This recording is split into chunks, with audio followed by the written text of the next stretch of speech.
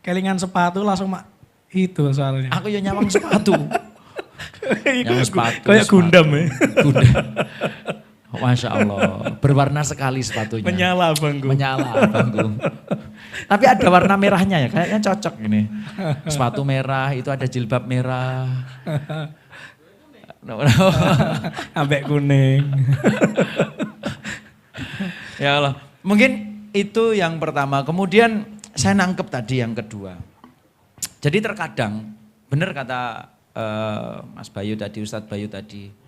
Terkadang apa yang kita lihat di media sosial itu jadi bermutasi berkali-kali dan jadi apa namanya serangan ke hati itu bisa berlipat-lipat. Betul. Serangan ke hati kita itu bisa berlipat-lipat kalau terlalu sering memandang. Saya jadi keingat kalau nggak salah perkataannya Al-Imam Ibnu Qayyim. Para ulama itu mengatakan ada beberapa racun buat hati kita. Satu, banyak bicara. Kemudian yang kedua, banyak memandang. Banyak memandang, ternyata itu bikin racun. Posisi kita saat ini boleh jadi adalah posisi yang didamba-dambakan oleh orang lain yang tidak lebih beruntung dari kita. Tapi terkadang kita yang berada di posisi kita saat ini menganggap kita tidak seberuntung orang lain karena kita memandangnya di atas. Betul. Memandang di atas boleh untuk motivasi. Tapi jangan terlalu sering. Karena kata para ulama, terlalu banyak memandang orang yang berada di atas kita. Dari segi ekonomi, strata sosial, itu bikin penyakit hati. Masya Allah. Ini luar biasa Anda Dedi. Bahasanya lebih membumi ya. Bahasanya novelis banget. Aku kayak mau mikir, yes. Ada stres, aku menyimpulkan stres ini. Ada satu penyakit. Pemateri yang paling bikin stres itu Mas Bayu pokoknya. Aku tuh mencerna bahasa-bahasa beliau yang milenial banget. Gen Z banget. Dia kan Gen Z. Gen Z. Saya ada suka itu. Iya. Agim bilang ada salah satu penyakit yang kemudian ngerangkum penyakit-penyakit banyak. Kebetulan tadi saya akan bawa tadi dari kutipannya Imam Al-Ghazali. Tapi dua yang lain sudah dibawa sama Ustadz Dedi. Tapi ada satu yang menarik. Kata Agim bilang apa? Penyakit-penyakit yang muncul karena double tadi ya. Impact dari sosial media kan jadi dikuadratkan, dimorekapkan itu. Luar biasa. Ada salah satu penyakit yang itu penyakit itu menurut saya dua kalimat yang digabung jadi satu. Susah melihat orang lain senang. Nah, itu sudah masalah itu kita. Level berikutnya senang melihat orang lain susah. Kalau dua kondisi ini ada di hati kita, ini kayaknya kita levelnya itu sudah bukan penyakit biasa, itu udah kronis ini. Dan kita sering dalam kondisi-kondisi seperti ini. Makanya tema-tema seperti ini, Sawang Sinau, tema apa? Kajian Tazkiyatun Nafsus kayak begini tuh cocok untuk kita. Untuk apa? Ngedetoks apa-apa yang sering kita lihat di sosial media. Kalau dulu ada yang bilang, kamu adalah 10 orang yang sering kamu temui. Kamu adalah 10 orang terdekatmu. Kalau sekarang mungkin bunyi redaksi quotes-nya adalah, kamu adalah apa-apa yang sering kamu scrollin di sosial media. Karena algoritmanya muncul seperti itu. Coba saja, ini cowok terutama atau cewek yang ini.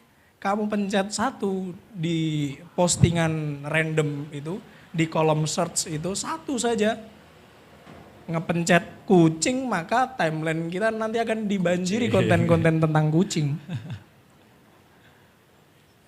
Laki-laki ini paling gampang kena laki-laki. Harus tak kayak contoh. Kalau di dunia nyata mungkin kita bisa godul basor ya.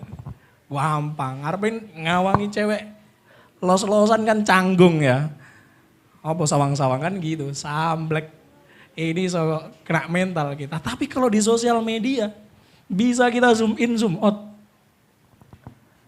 Sekali pencet satu, maka algoritmanya akan muncul begitu-begitu. Gambar kebuka sidik, lengah sedikit kebuka semua itu. Makanya apa? Ini semua adalah bagian dari cara kita untuk kemudian mendetoks hati kita dari penyakit-penyakit yang seperti itu. Salah satu contohnya ya diingatkan. Dan jangan lihat dari siapa yang kemudian ngomong, tapi apa yang kemudian disampaikannya. Benar enggak? Kalau iya, mulai dari sekarang. Caranya paling gampang yaitu istighfar. Akui dulu, iya saya emang gitu, pernah begitu, sering begitu, dan mulai saat ini saya bertaubat. Ya Allah, maafkan saya yang lalu-lalu. Habis ini saya pengen berubah jadi baik lagi. Maka ya seimbang lah dan ya. Semoga saja hadir kita walaupun 2 minggu sekali. Ini adalah dalam rangka untuk meyakinkan Allah.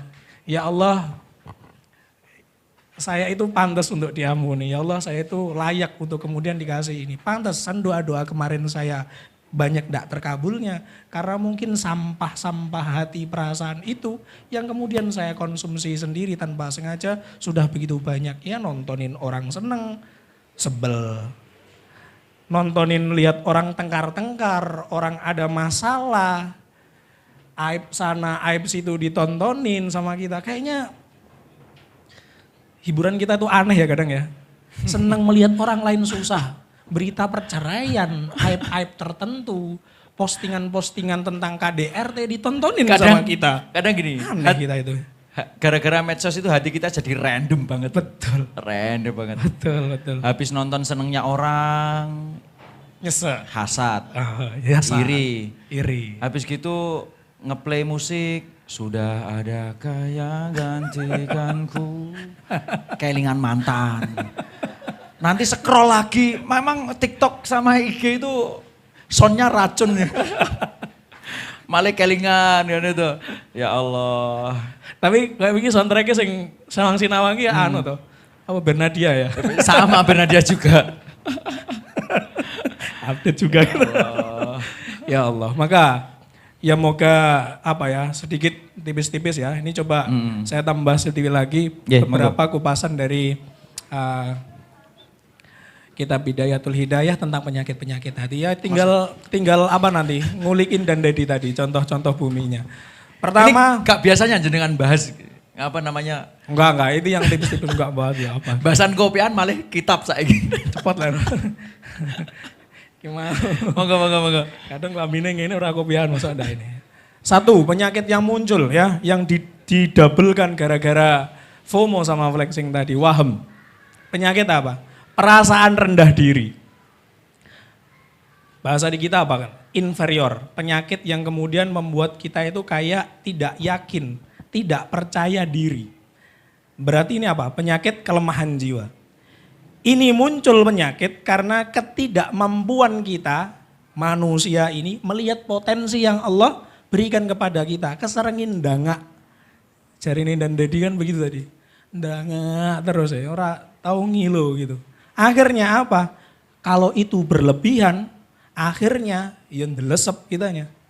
Setiap manusia itu padahal sama Allah itu dikasih potensinya masing-masing.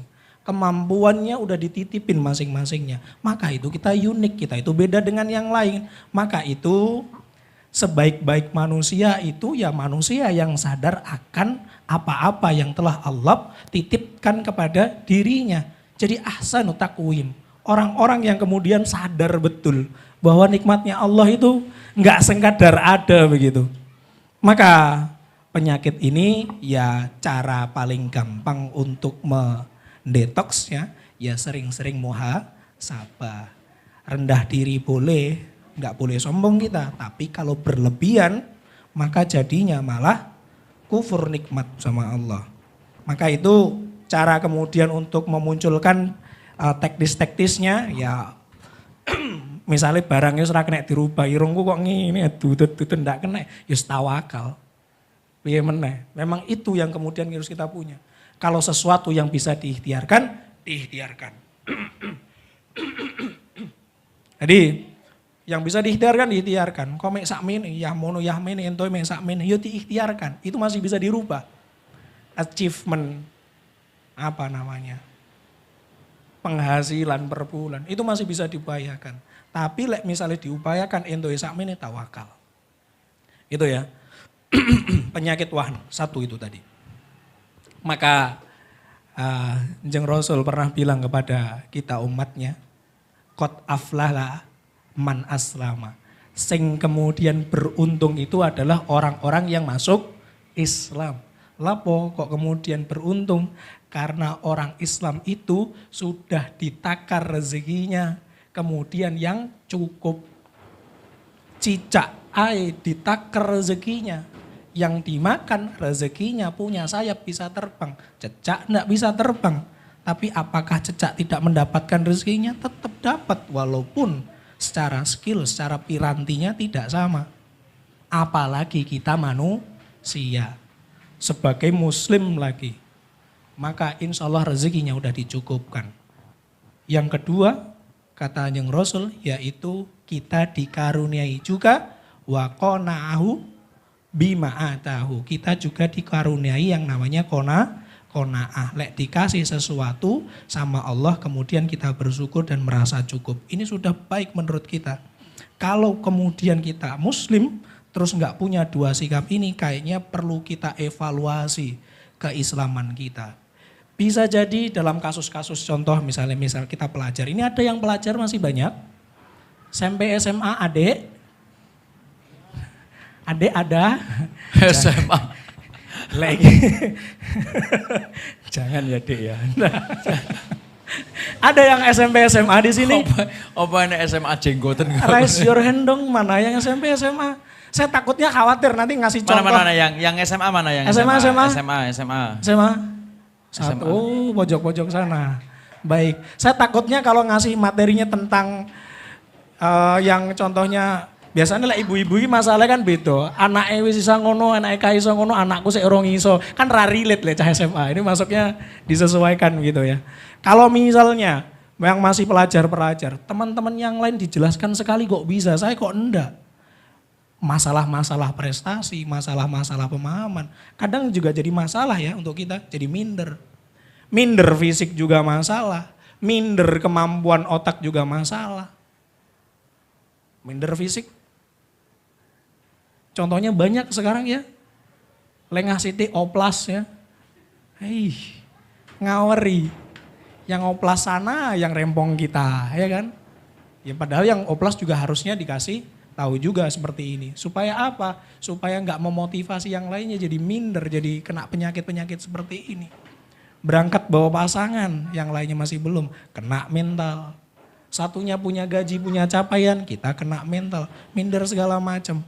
Emang sulit ya memang kalau sudah dalam kondisi seperti ini. Penyakit wahan ini sudah, kalau di kita ada istilah apa dan rumput tetangga lebih hijau daripada rumput di pekarangan sendiri. Iya enggak? Iya.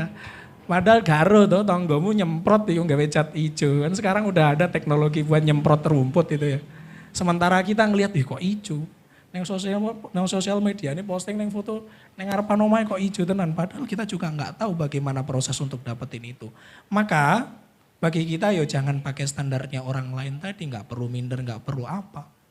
Bagi kita yang musel, ini yang pejuang-pejuang UMR banyak, ya. Kita wakili ya, pejuang-pejuang UMR yang naik turun mikir cicilan dan segala macam. Urusan sederhana lah, masalah urusan makan misalnya. Bagi kita buat pejuang UMR makan soto kurang nikmat, bingung cari tambah kerupuk. 500 perak, 1000 perak. Soto kita lahap jadi terasa nikmat, ya enggak? Iya, di beberapa orang untuk urusan begini juga kacau.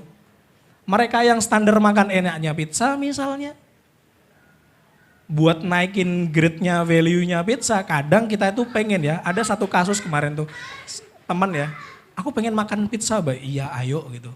Tapi yang bodinya yang tipis.